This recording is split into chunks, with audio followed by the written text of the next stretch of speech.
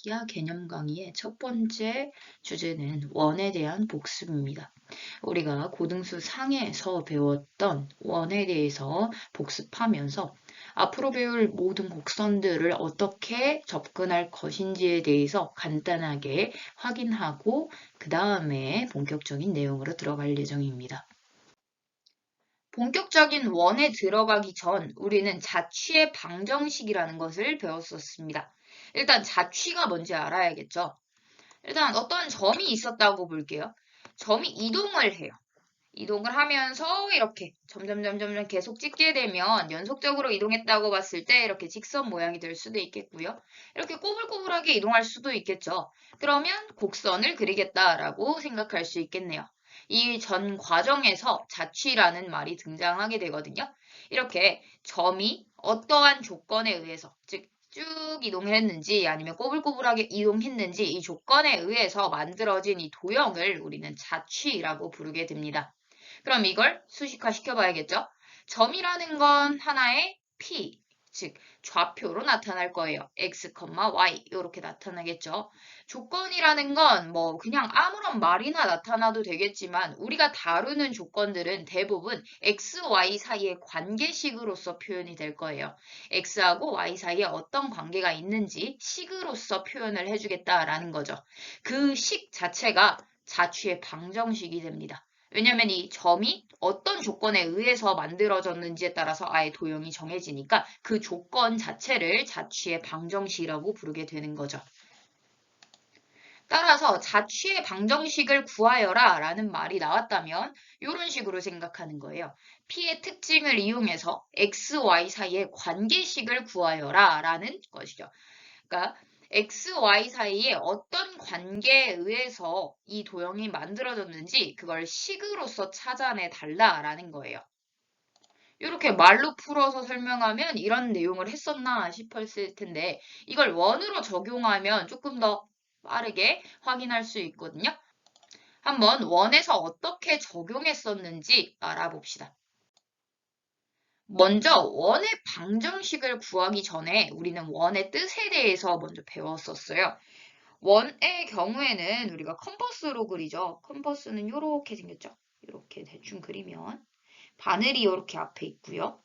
그 다음에 얘는 절대로 움직이지 않아요. 그 다음에 연필을 하나 달아가지고 이렇게 이 거리를 계속 유지하면서 이 연필을 한 바퀴 빙글 돌리게 됩니다. 여기에 원의 뜻이 다 담겨 있어요. 즉 바늘은 움직이지 않죠. 그래서 여기가 중심을 기준으로 이만큼 거리가 떨어져 있는 점을 연필이 계속 찍고 있는 거죠. 그래서 원을 정리해보면 한 평면 위에 한 점, 여기 점 중심으로부터 일정한 거리, 이 거리를 계속 유지하면서 반지름만큼 일정한 거리에 있는 점들을 모두 다 찍어주세요. 즉 점들의 집합이에요. 라는 뜻인 거죠.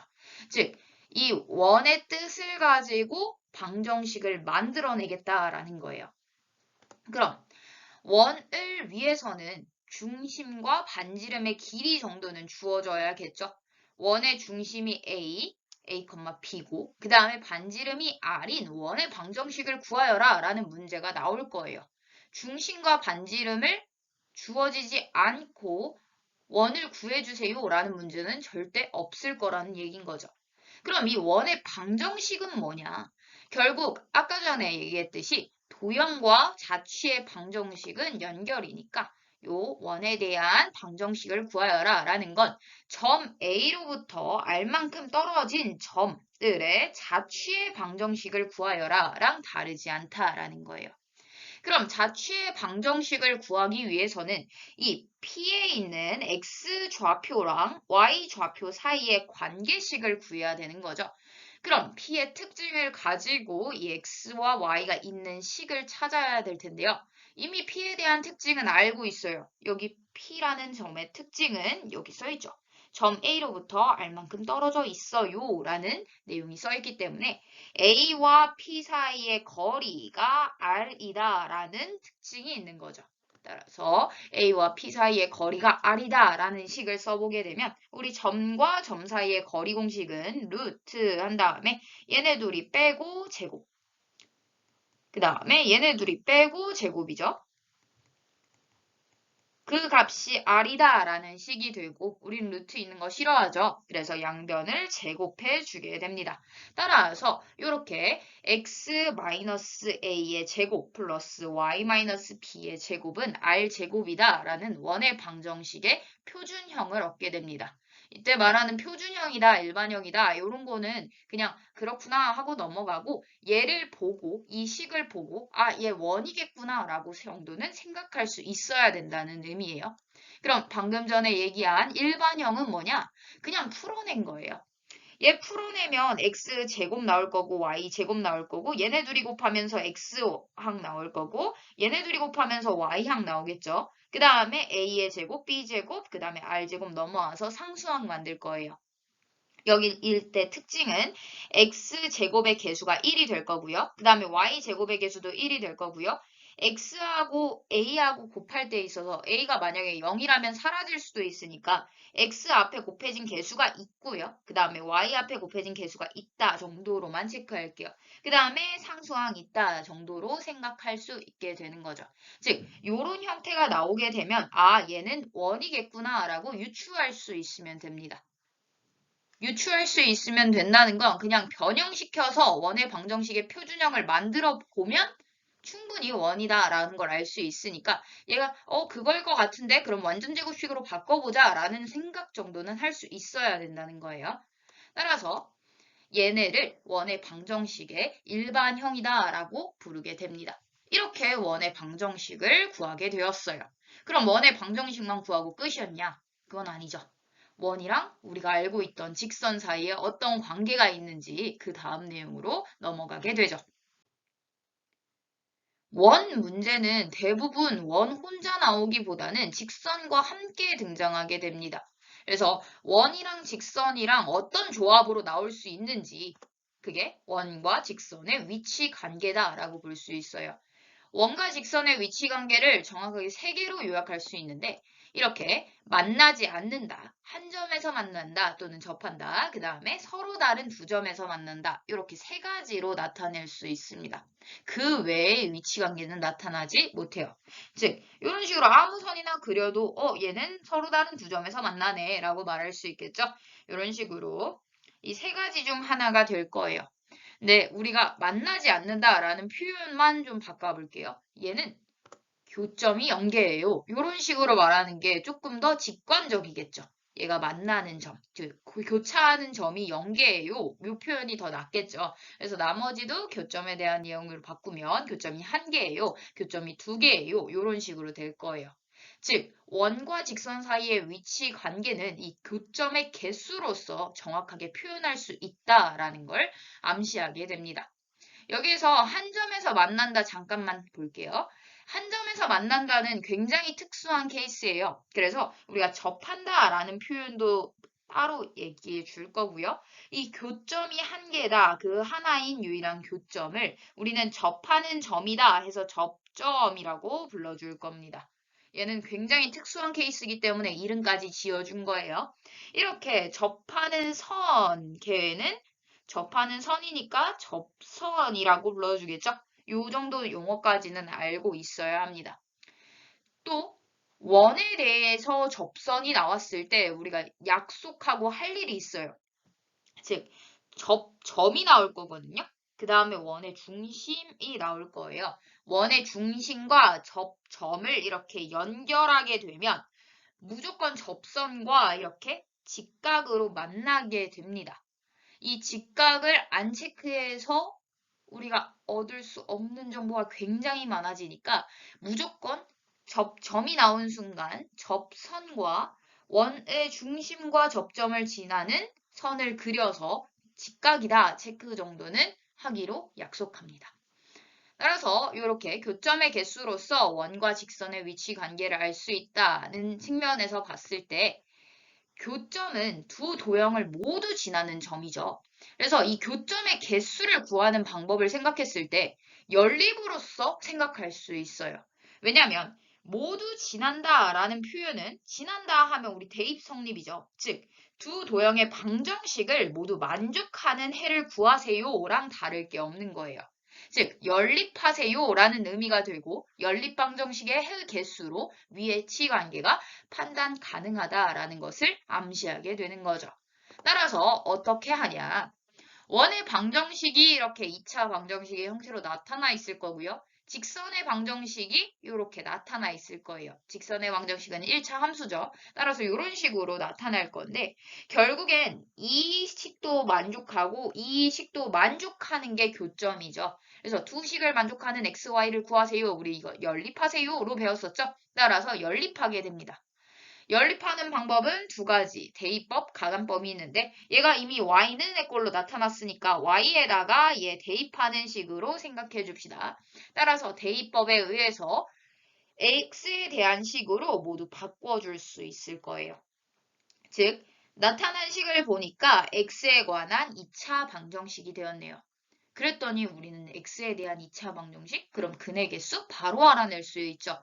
판별식에 의해서 충분히 해의 개수를 빠르게 판단할 수 있습니다. 이런 식인 거죠.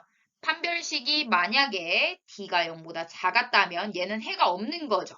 그러면 x, y 해야 되는데 x가 존재하지 않는데요. 그럼 그거에 따른 y도 존재하지 않겠죠. 따라서 이러한 교점은 없다라고 판단할 수 있고 교점이 없었던 여기 이 만나지 않는다의 상황이 판별식 d가 0보다 작은 상황이었다라고 볼 수 있는 거죠. 그 다음 d가 만약에 0이었다면 해가 하나 존재하죠. x값이 하나 존재하는데 x에 따라서 y가 하나씩 존재하게 되죠. 직선은. 따라서 y가 하나 존재할 거예요. 따라서 이렇게 한 점에만 교점이 생기겠네요. 즉 접하는 상황이었다라고 볼 수 있게 되는 거죠. 마지막으로 d가 0보다 크다면 루트 안에 있는 게 0보다 커서 뿔마 부분이 살아날 거니 x도 두 개가 존재할 거예요. x1, x2. 그럼 x1에 따라서 x1 넣게 되면 y 하나 정해지겠죠. 그 다음에 여기도 y가 정해질 거예요. 그러다 보니까 딱 교점이 두 개 생기네 라고 생각할 수 있고 이렇게 교점이 두 개 생기는 경우는 판별식 d가 0보다 크다로서 생각할 수 있다라는 거예요. 따라서 이렇게 판별식을 이용하면 원과 직선의 위치 관계도 충분히 편하게 알아낼 수 있다는 것을 체크하였습니다. 그럼 이대로 끝나면 좋은데 우리 접하는 선 있죠? 이 접하는 선에 대해서 조금 더 빨리 구하고 싶은 거예요.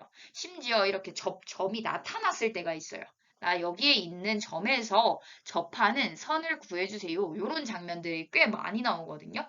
그래서 그 장면에 대해서 좀 더 살펴보고 마무리 짓고자 합니다. 원 위에 한 점이 나왔을 때 그 점에서의 접선의 방정식을 구하여라 라는 문제가 나왔어요. 얘는 공식이에요. 하지만 이 공식은 외워두는 게 좋은 게 이 공식을 외우게 되면 이 포물선이나 뒤에 나오는 쌍곡선, 타원에 있어서도 비슷한 느낌의 공식을 만들어낼 거거든요. 그래서 외워두는 것도 좋고 그 다음에 증명하는 과정대로 그냥 증명해서 만들어내도 상관없어요. 우리는 이제 접선 다 구할 수 있으니까 앞에 판별식 T도 했잖아요. 그죠? 다 구할 수 있는데 네, 귀찮으니까 외우는 거예요. 따라서 증명을 일단 해봅시다. 그 증명 과정 마음에 들면 안 외워도 돼요. 네, 증명을 먼저 해볼 때 있어서 우리가 구하고 싶은 대상이 접선이죠. 근데 이렇게 접선에 대한 내용이 하나도 없는 상황이에요. 즉 접선이 이래, 모양이 이래라는 모양이 없으니까 우리가 얘기하기가 편리하지 않죠. 그래서 항상 증명의 시작은 내가 구하고 싶은 게 있었다면 그 구하고 싶은 것을 하나의 대상화시키는 것. 즉 이런 식으로 접선을 내가 모르겠는 거 기울기도 y절편도 모르겠지만 그냥 mx 플러스 n이라고 하자. 이런 식으로 잡아주는 걸로 시작하게 됩니다. 그럼 이 m과 n을 우리가 알고 있던 상수들 r과 뭐 x1과 y1 등으로 나타내야 되는 상황이죠. 그래서 x1, y1, r에 대해서 좀 특징을 알아볼 거예요. 그랬더니 우리 지금 알고 있는 상황이 이런 상황이에요. 여기 원에서 어떠한 점이 있을 거고요. 그 점에서의 접선의 방정식을 구해주세요 한 상황인 거죠. 그럼 이 점이라는 건 이 원도 지나고 그 다음에 직선도 지나는 어떠한 점인 거죠. 우리 지난다 하면 무조건 대입 성립. 따라서 대입 성립 해볼게요. 원을 지나고 했으니까 원 위에 점이다 해서 x1과 y1을 대입하게 되면 이렇게 식을 얻어낼 수 있겠고요. 그다음에 직선 위에 점이니까 직선에도 대입하겠죠. 직선에 대입해보면 이렇게 식을 얻어낼 수 있겠네요. 그러면 이 성질이 끝이냐? 요 상황 할 때 있어서 아까 전에 처음에 얘기했죠. 접선이 나오게 되면 특히 원에서 접선이 나오게 되면 무조건 가만히 있지 말고 원의 중심과 접점을 딱 연결하세요. 그 연결한 선과 접선은 서로 수직으로 만난다 체크하기로 했죠. 요 정보를 빠뜨려서 규칙을 몰라요 하면서 성질을 몰라요 하면서 그 다음 내용으로 못 넘어갈 수도 있으니 항상 원의 중심과 접점을 연결해서 수직인 선 하나 만들어주는 게 가장 좋습니다. 그럼 이런 상황인 거죠. 중심이 지금 0,0이고요. 그 다음에 x1, y1 있을 때 이 선과 이 선이 서로 수직이에요 나왔어요. 그걸 간략하게 써보면 이렇게 얘랑 얘를 연결한 선분과 접선이 서로 수직이다 라는 거죠. 그럼 우리 직선끼리 서로 수직이다 나오게 된 순간 이런 생각하죠. 기울기곱이 마이너스 1이구나 라는 생각이에요. 따라서 각각의 기울기를 구한 다음에 곱해서 마이너스 1이다 라는 식을 하나 더 얻어낼 수 있겠네요. 기울기 먼저 구해보죠. 이렇게 점 두 개 나왔을 때는 x 증가량 분의 y 증가량으로서 구하죠. 그래서 x1분의 y1이 될 거고요. 접선의 기울기는 이미 여기 써 있어요. x 앞에 곱해진 수 m 써 있죠. 따라서 둘이 곱했을 때 마이너스 1이라는 건 이 m이라는 값이 얘의 역수의 마이너스 곱해진 상황이다 라고 볼 수 있죠. 따라서 이렇게 정리할 수 있겠네요.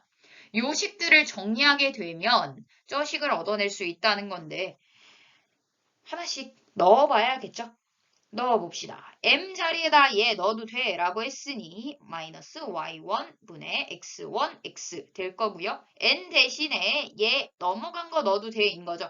따라서 n은 y1 마이너스 mx1이 될 텐데 m의 경우에는 요렇다라고 했으니까 얘를 넣게 되면 y1분의 x1 요렇게 되겠죠. 플러스가 되겠네요. 따라서 넣어보면 플러스 y1 플러스 y1분의 x1의 제곱 형태가 나오게 됩니다.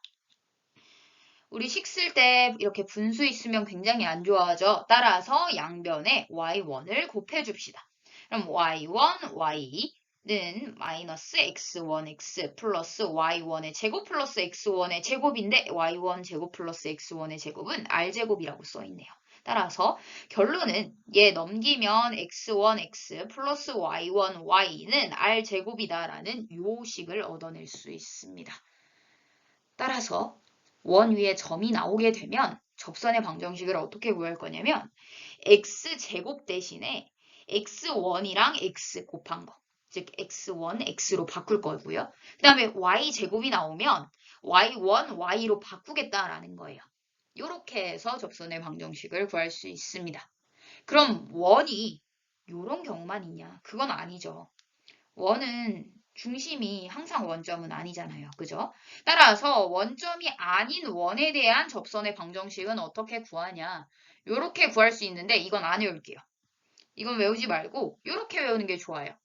원 위의 점에서의 접선의 방정식을 이 일반형의 형태에서 외우는 게 좋습니다.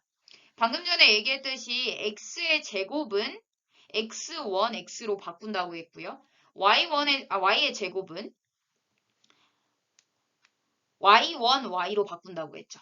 그것처럼 이 x 같은 경우에는 2분의 x 플러스 x1으로 바꿔줄 거예요.